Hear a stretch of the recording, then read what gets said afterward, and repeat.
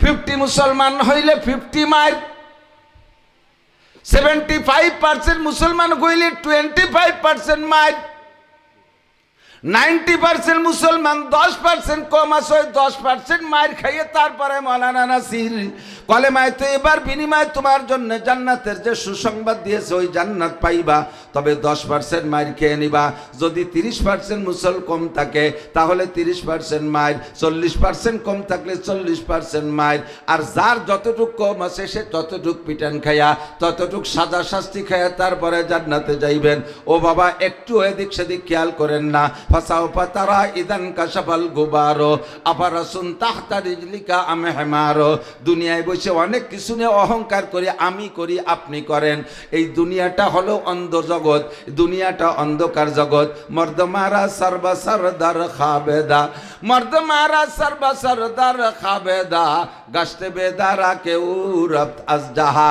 দুনিয়ায় যতক্ষণ আছেন ঘুমের মধ্যে আছেন। ঘুমন্ত মানুষ যেমন আশপাশের কিছুর খবর জানে না, যতক্ষণ ঘুমিয়ে থাকে সজাগ হওয়ার পরে জানতে পারে ডানে বামে কি আছে, দুনিয়ায় কি আছে। দুনিয়ায় যতক্ষণ আমরা আসি এতক্ষণ ঘুমিয়ে আসি, চক্ষু বন্ধ করে কবরে যাওয়ার পরে ঘুম ভাঙবে। আর ও জায়গায় যে সব দেখতে পারবেন, মালাকুল মউত দেখতে পারবেন, কেরামান কাতিবিন দেখতে পারবেন, মুনকার নাকির দেখতে পারবেন, জান্নাতও দেখতে পারবেন, জাহান্নামও দেখতে পারবেন। ফাসাউফা তারা ইদান কাশাফাল গুবারো, অন্ধকার কেটে যাওয়ার পরে দেখবেন আফারাসুন তাহতা রিজলিকা আম হিমারো। আপনি কি এই দুনিয়ার অন্ধকারের ভিতরে ঘোড়ার পিঠে বসা না গাধার পিঠে বসা? তারপরে বুঝবেন, যেদিন বুঝবেন সেদিন বুঝে চিৎকার মারবেন, রব্বানা আখরিজনা মিনহা ফাইন উদনা ফাইন্না জালিমুন। আল্লাহ, দুনিয়ায় থাকতে বুঝি নাই, এখন অ্যারেস্ট হয়ে গেছি, ধরা পড়ে গেছি। জেল থানার গারদের মধ্যে কবর হলো থানার গারদ, আখেরাতে জাহান্নাম হলো জেলখানা, আর কবর হলো থানার গারদ। এখন গারদের মধ্যে আটকা পড়ে গেছি, আখরিজনা মিনহা, একটা বার বের করে দাও। এভাবে চিল্লাইতে থাকবেন, আখরিজনা মিনহা। ও যুবক, পাগলামি করিস না দোস্ত, কোরআন থেকে বলতেছি। কোরআনরে যদি বিশ্বাস করো তাহলে কথাগুলো বিশ্বাস করো, অন্তরের মধ্যে জায়গা দাও।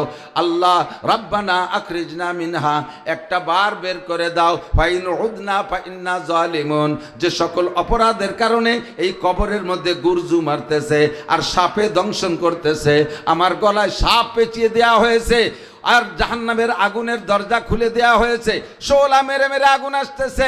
আল্লাহ, যে অপরাধের কারণে এই বিচারের সম্মুখীন হয়েছি, আর একটা বার তুমি বের করে দাও, জীবনে কোনোদিন সেই অন্যায় করব না।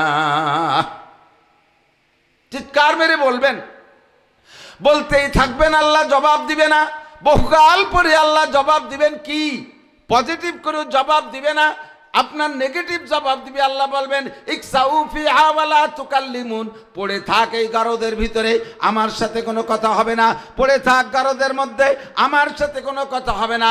ও দোস্ত, যুবক, আবাল, বৃদ্ধ, বনিতা, নারী আর পুরুষ, আমার মুরব্বী বাপু ভাইয়েরা, একটু বলেন তো, ওই জগতে আল্লাহর সাথে যদি কথা না বলার সুযোগ থাকে, কথা বলার সুযোগ না থাকে, তাহলে আর কাকে সে জায়গায় আপনার আশ্রয় পাবেন? কার মাধ্যমে সমস্যার সমাধান হবে? আর কি কোনো ব্যক্তি সে জায়গা আছে? এই জন্য আল্লাহ পাক বলেন, লা তামুতুন্না ইল্লা ওয়া আনতুম মুসলিমুন, মুসলমান না হয়ে মরো না। এবার মুসলমানিটা আমাকে মেপে নিতে হবে। মুসলমানি কাকে বলে? আমার দিক তাকান।